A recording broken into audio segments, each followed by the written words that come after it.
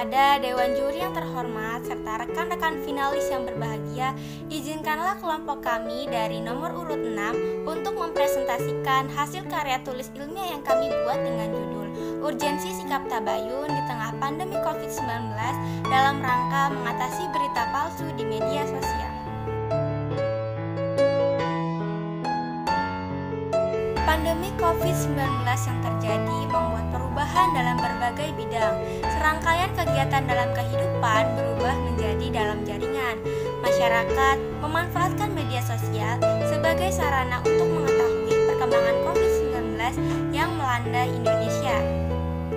Namun, ketika mengakses berita, masyarakat kerap kali menemukan berita palsu yang tentunya sangat meresahkan.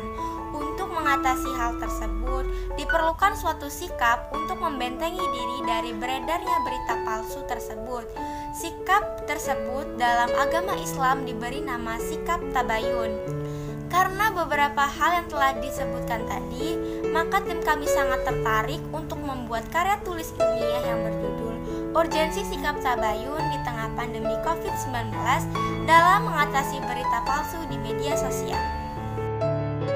Adapun tujuan dari pembuatan karya tulis ilmiah ini adalah pertama, untuk mengetahui pengimplementasian sikap tabayun dalam mengatasi berita palsu di media sosial, dan yang kedua yaitu untuk mengetahui urgensi pengimplementasian sikap tabayun dalam mengatasi berita palsu di media sosial. Manfaat dalam penelitian ini adalah yang pertama, menambah wawasan penulis terkait topik permasalahan yang dibahas. Kemudian yang kedua yaitu mendorong masyarakat untuk menerapkan sikap tabayun dalam kehidupan. Dan yang terakhir yaitu menambah pengetahuan pembaca terkait pentingnya penerapan sikap tabayun dalam kehidupan. Baik, lanjut pada bab 2 yaitu tinjauan pustaka. Pada bab 2 ini terdapat 4 subbab. Yang pertama adalah pengertian dari tabayun. Tabayun merupakan usaha yang dilakukan untuk mencari kejelasan dari sebuah informasi yang didapat melalui verifikasi kebenaran terdahulu. Sikap tabayun sangat berkaitan dengan moral manusia. Implementasinya dilakukan dengan cara menyeleksi terlebih dahulu berita yang sampai dan yang akan disampaikan. Subbab yang kedua yaitu pengertian pandemi COVID-19. Pandemi dalam istilah kesehatan merupakan wabah suatu penyakit yang menyerang banyak korban secara serempak di berbagai negara. Virus corona atau yang dikenal dengan COVID-19 adalah sebuah virus baru yang menginfeksi sistem pernafasan manusia. Badan Kesehatan Dunia (WHO) menetapkan penyakit ini sebagai pandemi karena seluruh warga dunia berpotensi terinfeksi. Di Indonesia sendiri, COVID-19 datang pada tahun 2020. Subbab yang ketiga yaitu berita palsu. Berita palsu atau yang dikenal sebagai hoax merupakan serangkaian berita yang dengan sengaja dibuat untuk menyesatkan pembaca dan menciptakan kehebohan publik. Dalam KBBI, berita palsu diartikan sebagai tidak benar atau bohong dan berita bohong. Di Indonesia sendiri, terdapat undang-undang yang mengatur tentang penyebaran berita palsu, yaitu Undang-Undang Nomor 19 Tahun 2016, Pasal 28 Ayat 1 dan 2. Terakhir, yaitu pengertian dari media sosial.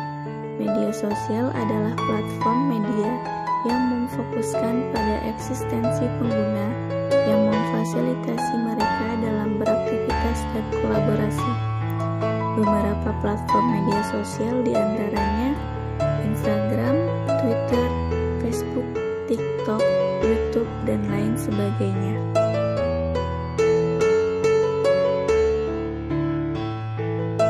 Metode penulisan menggunakan penelitian kualitatif dengan tujuan menemukan ciri-ciri, sifat, dan fenomena.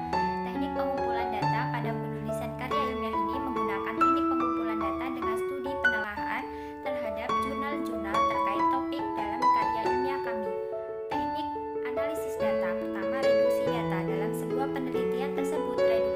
sangat dilakukan dalam proses pemilihan pemusatan perhatian. Kedua, penyajian data. Penelitian dalam penyajian data dapat berbentuk sebuah teks dan merupakan sebuah sekumpulan informasi yang tersusun.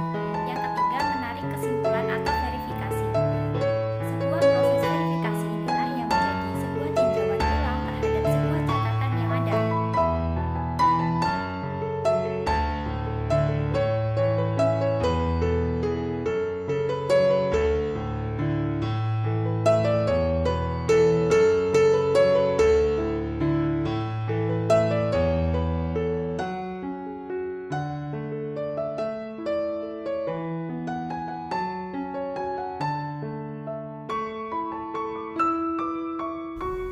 Pembahasan pertama yaitu mengenai implementasi sikap tabayun. Sikap tabayun diimplementasikan dengan cara menyeleksi terlebih dahulu terhadap berita yang sampai secara kritis.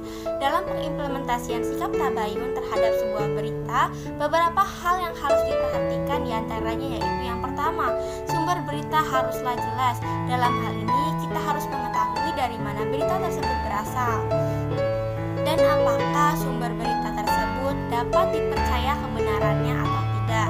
Yang kedua yaitu berita haruslah benar.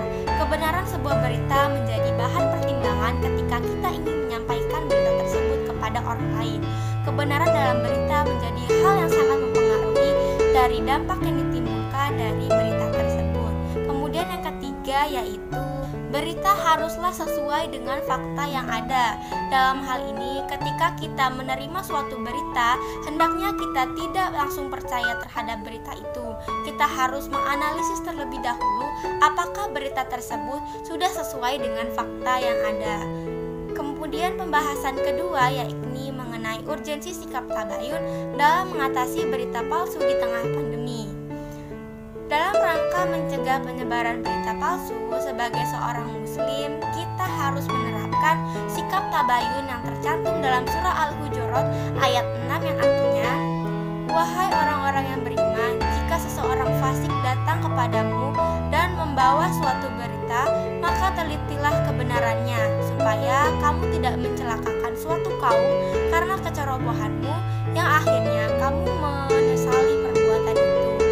Dari ayat ini kita dapat mengetahui dengan jelas bahwa Allah Subhanahu wa Ta'ala telah memerintahkan kepada kaum muslimin untuk senantiasa meneliti segala macam bentuk informasi yang orang lain sampaikan, supaya tidak terjadi kesalahpahaman yang kemudian akan disesali di kemudian hari.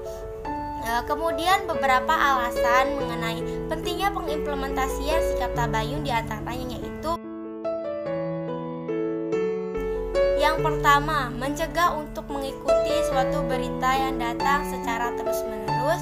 Kemudian yang kedua yaitu mencegah untuk menyebarkan berita yang tidak diketahui asal-usulnya. Yang ketiga yaitu mengajak supaya berhati-hati dalam membuat tuduhan secara sepihak. Sekian presentasi dari nomor urut 6. Saya mewakili nomor urut 6 meminta maaf apabila ada kesalahan kata. Kepada Allah kami mohon ampun. Saya akhiri. Wabillahi taufiq wal hidayah. Wassalamualaikum warahmatullahi wabarakatuh.